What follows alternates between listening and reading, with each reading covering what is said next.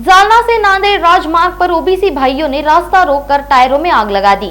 लक्ष्मण हाके की भूख हड़ताल का आज 7वां दिन है।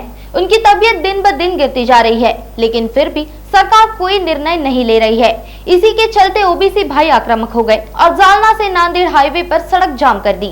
साथ ही नारेबाजी कर सरकार की निंदा की है। आज माननीय श्री लक्ष्मण हाके व नवनाथजी वाघमारे हे आज बिगर अन्न पाण्याचं पाणी न सुद्धा घेता 7 दिवस बसलेत। कुठंतरी सरकार जातीभेद करीत आहे। मुळात हे शिंदे सरकार जातीवादीच आहे। फक्त मी नाही त्यात लिनकडीला वाटले असे यांचे धंदे चालू आहेत आणि यांनी खरे मराठा समाज असो ओबीसी समाज असो यांच्यात भांडण लावण्याचा कार्यक्रम सुद्धा त्यांची पोळी भाजण्यासाठी करीत आहेत आणि याचे परिणाम सरकारला लोकसभेत तर त्यांनी भोगलेलेच आहेत, पण त्यांना येणाऱ्या विधानसभेत सुद्धा भोगावं लागतील। त्यांनी जसं रयतेचं राजाचं शिवाजी महाराजाचं कार्य होतं त्याप्रमाणे कुठेही राहिलेलं नाही। महाराष्ट्र कुठेतरी विचलित होत चाललेला आहे।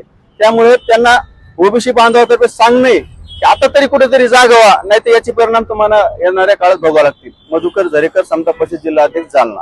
आम्ही सध्या महाराष्ट्रामध्ये ओबीसी मध्ये जो काही मराठा समाजाची घुसखोरीचा जो सध्या प्रयत्न चालू आहे, 55 लाख दाखले महाराष्ट्र शासनानं जुन्या नोंदी शोधून त्या ठिकाणी त्यांना ओबीसी मध्ये प्रवेश दिला आणि नंतर सगळ्या सोयरांचा शासन आदेश काढण्याच्या मनस्थिती शासन आहे। त्यासाठी वडीगोद्री आणि पुणे या ठिकाणी आमचे नेते त्या ठिकाणी उपोषणाला बसलेले आहेत। त्यांचा 7वा दिवस आहे, प्राणांतिक उपोषण आहे आणि त्यामुळं शासनाचं लक्ष वेधण्यासाठी आम्ही आज वाटूरमध्ये सकल ओबीसी समाजाच्या वतीनं या ठिकाणी रास्ता रोकोचं आयोजन केलेलं आहे।